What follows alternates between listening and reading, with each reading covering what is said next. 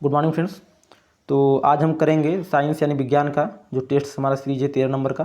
इसके पहले हमने 12 कर लिया है और अगर आपने अभी नहीं देखा है देख लीजिए, क्योंकि वो मोस्ट इंपॉर्टेंट है आर्मी एग्ज़ाम के लिए खासकर मैंने ये बनाया हुआ है और बाकी अन्य एग्जाम के लिए भी ये काफ़ी महत्वपूर्ण साबित होगा। तो चलिए देर नहीं करते हैं, शुरू करते हैं। देखिए पहला क्वेश्चन है, प्रतिध्वनि का कारण है। तो प्रतिध्वनि का कारण पूछा है आपसे, तो इसका जो राइट आंसर हो जाएगा ये आपका हो जाएगा ध्वनि का परावर्तन। ऑप्शन ए करेक्ट हो जाएगा, ध्वनि का परावर्तन। ध्वनि का जो परावर्तन होता है उसी कारण आपका जो है प्रतिध्वनि उत्पन्न होती है। ठीक है, आगे बढ़ेंगे। झूला झूलते समय कोई व्यक्ति झूला पर खड़ा हो जाए तो उसका आवर्तकाल क्या होगा? तो ऑप्शन आपको दिया हुआ है, ए बढ़ जाएगा, बी घट जाएगा और सी अपवर्तित रहेगा, डी कुछ नहीं होगा। तो इसका जो राइट आंसर हो जाएगा वो आपका हो जाएगा ऑप्शन बी, यानी घट जाएगा। झूला झूलते समय कोई व्यक्ति यदि झूले पर खड़ा हो जाए तो उसका आवर्तकाल घट जाएगा। अब कैसे घट जाएगा इसको आप देखिए। टी झूले के लिए आवर्तकाल का होता है फार्मूला, ये होता है आपका दोलन के लिए होता है टी बराबर 2 pi under root L by G. क्या होता है? एल बाई जी होता है ये आपका, इतना आपको पता है। यानी टी किसके प्रोपोर्शनल है? टी इज प्रोपोर्शनल किसके है? यल के। यानी आवर्तकाल कब बढ़ेगा? जब लंबाई बढ़ेगी। ठीक है, क्योंकि जी तो कांस्टेंट है और 2 पाई कांस्टेंट है, तो टी सिर्फ आपका डिपेंड करता है किस पे? लंबाई पे, लेंथ पे। अब आप अगर झूला झूल रहे हैं, अगर आप बैठे हुए हैं तो आपका जो गुरुत्व केंद्र है वो कहाँ पे काम कर रहा है? वो नीचे है काफ़ी। ठीक है, तो जो झूले की इफेक्टिव लंबाई है वो काफ़ी वहाँ पे रहती है जहाँ पे आप बैठे हुए हैं, उस समय नीचे है काफ़ी।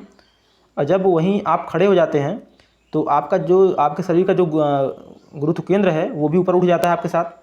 जब वो ऊपर उठ जाता है तो झूले की जो इफेक्टिव लेंथ होती है वो घट जाती है, क्योंकि जो उसकी इफेक्टिव लेंथ होती है वो उसके गुरुत्व केंद्र तक मापी जाती है। तो आपका गुरुत्व केंद्र ही जब ऊपर उठ गया यानी इफेक्टिव लेंथ घट गई, यानी जब यल घट गया, जब यल घट गया तो टी भी घट जाएगा। इस प्रकार से इसका जो कॉन्सेप्ट होता है ये होता है, इसीलिए इसकी जो आवर्तकाल होती है वो घट जाती है। तो ऑप्शन इसका जो है बी करेक्ट था, मैंने बताया आपको।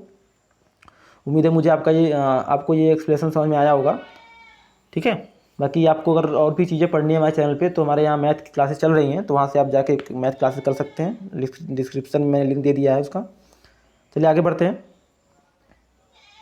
देखिए इसमें दिया हुआ है, यदि झूले पर एक व्यक्ति के स्थान पर 2 व्यक्ति बैठ जाएं तो आवर्तकाल क्या होगा?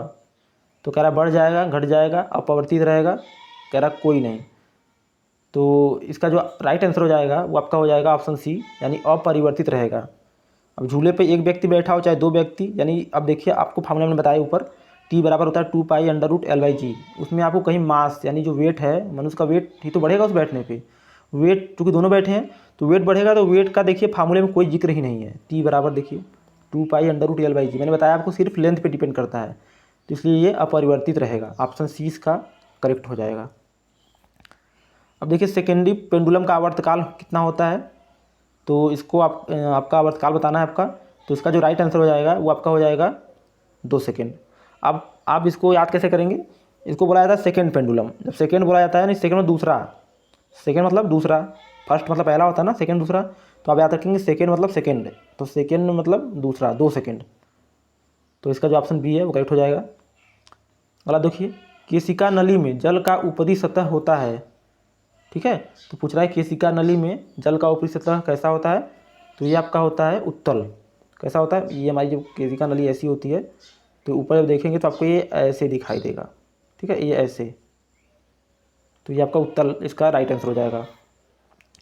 अगला क्वेश्चन देखेंगे, इसमें दिया हुआ है द्रव का घनत्व अधिक होने पर पृष्ठ तनाव, यानी कह रहा है द्रव का घनत्व अधिक होने पर पृष्ठ तनाव पे क्या असर पड़ेगा? तो जो इसका पृष्ठ तनाव है ये बढ़ जाएगा आपका। ऑप्शन ए इसका करेक्ट हो जाएगा।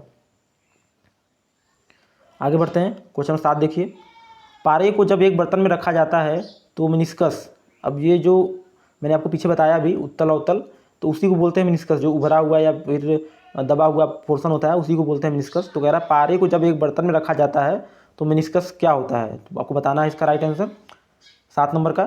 तो इसका जो राइट आंसर हो जाएगा ये आपका हो जाएगा उत्तल। इसका जो ऑप्शन बी है वो करेक्ट हो जाएगा। ठीक है, अब अगला क्वेश्चन देखते हैं, क्वेश्चन नंबर 8। क्वेश्चन 8 देखिए क्या दिया हुआ है, ऊंचाई बढ़ने से वायुमंडलीय दाब, तो ऊंचाई बढ़ने से वायुमंडलीय दाब पे क्या असर पड़ता है, इसमें आप पूछा हुआ है क्वेश्चन नंबर 8 में। तो इसका जो राइट आंसर हो जाएगा वह हो जाएगा ऑप्शन बी, यानी घटता है। जैसे जैसे आप ऊंचाई पे जाएंगे एटमॉस्फेरिक प्रेशर यानी जो वायुमंडलीय दाब होता है आपका वो घटता जाता है। तो ऑप्शन बी इसका करेक्ट हो जाएगा। अगला क्वेश्चन देखिए, क्वेश्चन नंबर 9 पूछा है एक बार बराबर होता है, यानी कह रहा है एक बार किसके बराबर होता है। बाकी ऑप्शन आपको पास्कल में दिया हुआ है।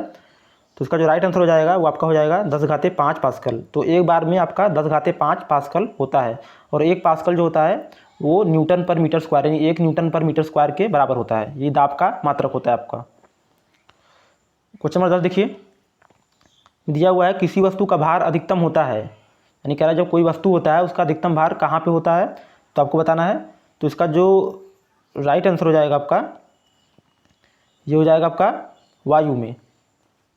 ठीक है, वायु में ऑप्शन बी सही है। निर्वात में, चूँकि यहाँ पे निर्वात में लेंगे हम, तो निर्वात में क्या होगा कि वहाँ पे वैक्यूम यानी जी नहीं होगा, तो वहाँ पे ये नहीं हो पाएगा। तो चूँकि ऑप्शन के हिसाब से वायु में अधिक होगा। जल में क्या होगा, जल नीचे से एक बल लगाता है जिसके कारण नीचे से एक छेद बल लगाएगा जिससे आपका भार में कमी हो जाएगी। तो इसका जो राइट आंसर हो जाएगा ऑप्शन बी करेक्ट हो जाएगा।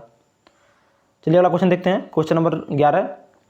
इसमें दिया हुआ पृथ्वी की अपेक्षा चंद्रमा का द्रव्यमान लगभग है, तो कितना है, पृथ्वी की अपेक्षा चंद्रमा का जो द्रव्यमान है कितना है, तो वो आपका है राइट ऑप्शन है इसका बी 1/81। द्रव्यमान के बारे में पूछा है, और जो आपका ग्रेविटेशनल होता है वो पृथ्वी की अपेक्षा g/6 होता है। ठीक है, अगला क्वेश्चन देखिए, भूस्थायी उपग्रह पृथ्वी के चारों ओर चक्कर लगाता है, तो कितने घंटे में चक्कर लगाता है आपसे पूछा हुआ है। तो इसका जो राइट आंसर हो जाएगा ये आपका हो जाएगा 24 घंटे में, 24 घंटे में चक्कर लगाता है। क्वेश्चन नंबर 13 देखिए, पृथ्वी पर वायुमंडलीय दाब का कारण है, जो पृथ्वी पर वायुमंडलीय यानी एटमॉस्फेरिक जो प्रेशर है उसका क्या कारण है ये आपको बताना है। तो इसका जो राइट आंसर हो जाएगा ये आपका हो जाएगा गुरुत्वाकर्षण। तो ऑप्शन ए इसका करेक्ट हो जाएगा, गुरुत्वाकर्षण। अगला क्वेश्चन है, पृथ्वी का पलायन वेग है, पृथ्वी का पलायन वेग है, मोस्ट इंपॉर्टेंट क्वेश्चन है, अक्सर एग्जाम में पूछा जाता है और आपने ये पढ़ा भी होगा काफ़ी सारे लोगों ने। तो इसका जो राइट आंसर हो जाएगा ये आपका हो जाएगा 11.2 किलोमीटर पर सेकेंड। पलायन वेग वह वेग होता है जिससे अगर किसी पिंड को फेंका जाए या वस्तु फेंका जाए तो वो जो हमारी पृथ्वी की गुरुत्वीय त्वरण या जो गुरुत्व की रेखा है उसको क्रॉस कर जाएगी। तो 14 नंबर हो गया, आगे बढ़ते हैं। क्वेश्चन नंबर 15 देखिए, जब कोई वस्तु ऊपर से गिराई जाती है तो उसका भार होता है, तो जब कोई वस्तु ऊपर से गिराई जाती है तो उसका भार जो होता है वो परिवर्तनशील होता है। ठीक है, ऑप्शन इसका ये करेक्ट हो जाएगा। आगे बढ़ेंगे, ग्रहों की गति के नियम को किसने प्रतिपादित किया था, तो ग्रहों की गति के नियम को किसने प्रतिपादित किया था, तो ये किया था केपलर ने। ऑप्शन बी इसका करेक्ट हो जाएगा, केपलर। अगला क्वेश्चन देखिए, एक जेट इंजन किस सिद्धांत पर कार्य करता है, तो आपसे पूछा है जो जेट इंजन होता है वो किस सिद्धांत पर कार्य करता है, तो ये आपका काम करता है रैखिक संवेग संरक्षण के सिद्धांत पर। आगे बढ़ेंगे, क्वेश्चन नंबर 18 देखेंगे, एक गेंद को क्षैतिज से कितने कोण पर फेंकने पर अधिकतम क्षैतिज दूरी तय कर सकेगी, तो यानी अब पूछ रहा है कितने एंगल में फेंका जाए कि ये मैक्सिमम क्षैतिज दूरी तय कर पाए। तो इसका जो राइट आंसर हो जाएगा ये आपका हो जाएगा 45 डिग्री। जो भाला फेंक करते हैं वो 45 डिग्री पे इसीलिए फेंकते हैं वो लोग। वायुमंडल में बादलों के तैरने का कारण है, तो वायुमंडल में जो बादल तैरते हैं वो क्यों तैरते हैं, क्योंकि उनका जो आपका घनत्व होता है वो कम होता है, इसलिए वो वहाँ पे तैरते हैं। क्वेश्चन नंबर 20 देखिए, गैस के अणुओं की गतिज ऊर्जा किस ताप पर शून्य होती है, गैस के अणुओं गतिज ऊर्जा जो आपका -273 डिग्री सेंटीग्रेड पे शून्य होती है, यही आपका न्यूनतम ताप होता है। अगला क्वेश्चन देखिए, क्वेश्चन नंबर 21, पारे का तापमापी किस ताप तक प्रयुक्त हो सकता है, तो ये आपका प्रयुक्त हो सकता है जो है 360 डिग्री सेंटीग्रेड तक। ऑप्शन सी इसका करेक्ट हो जाएगा। आगे बढ़ते हैं, प्रिज्म द्वारा किस रंग का विचलन अधिकतम होता है, तो प्रिज्म सर्वाधिक विचलन किसका करता है, किस रंग का, तो ये करता है आपका बैंगनी रंग का। इसका ऑप्शन ए करेक्ट हो जाएगा। अगला क्वेश्चन देखिए 23, किसी गैस में उत्पन्न ध्वनि तरंग सदैव होती है, तो ये सदैव अनुदैर्ध्य होती है। ध्वनि तरंगें चूँकि अनुदैर्ध्य तरंगें होती हैं। किसी स्थान पर पृथ्वी के चुंबकीय क्षेत्र के क्षैतिज व ऊर्ध्वाधर घटक बराबर हैं तो उस स्थान पर नति कोण कितना होगा। तो इसको आपको बताना है, जो ऑप्शन आपको दिया है 0, 30, 45 और 60 डिग्री। तो इसका जो राइट आंसर आपका हो जाएगा, ये आपका ऑप्शन सी करेक्ट हो जाएगा, 45 डिग्री। आगे बढ़ेंगे।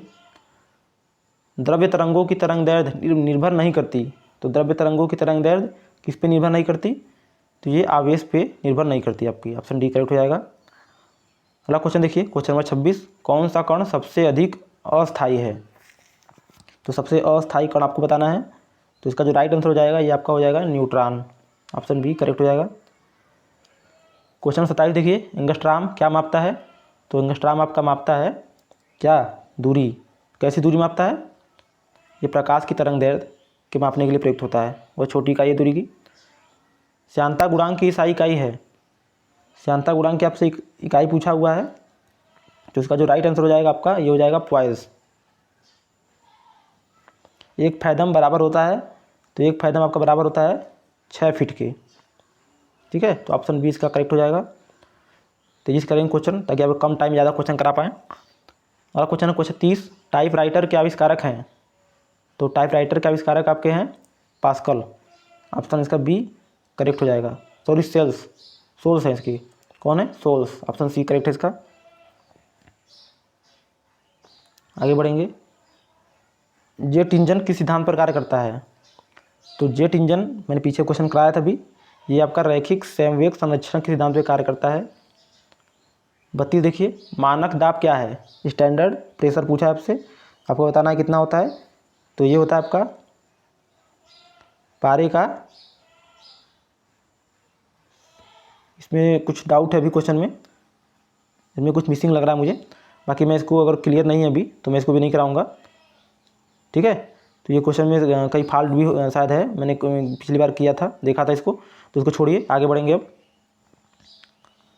33 देखिए, मैनोमीटर के द्वारा किसकी माप की जाती है। तो मैनोमीटर के द्वारा ये माप की जाती है, वो की जाती है आपकी ऑप्शन बी गैसों का दाब। गैसों का दाब मापा जाता है मैनोमीटर से। ठीक है। 34 देखिए, वस्तु की मात्रा बदलने पर अपरिवर्तित रहेगा। तो वस्तु की मात्रा बदलने पर क्या अपरिवर्तित रहेगा, तो ऑप्शन डी यानी घनत्व उसका नहीं बदलेगा। कुछ आज का आखिरी क्वेश्चन देखिए, केल्विन मान में मानव शरीर का सामान्य ताप कितना होता है। तो ये होता है आपका 310 केल्विन, क्योंकि 273 पे केल्विन 0 होता है, 0 डिग्री सेंटीग्रेड बराबर होता है। तो इसमें जोड़ेंगे 37, तो ये आपका 310 हो जाएगा। पारा कितने में जमता है, ये आपके लिए आज क्वेश्चन है। इसमें आपको 4 ऑप्शन दिए गए हैं, ऑप्शन ए 39 डिग्री, बी -39, सी 40 और डी 60 डिग्री सेंटीग्रेड। आपको करेक्ट आंसर बताना है। चलिए दोस्तों, आज के लिए बस इतना ही, धन्यवाद।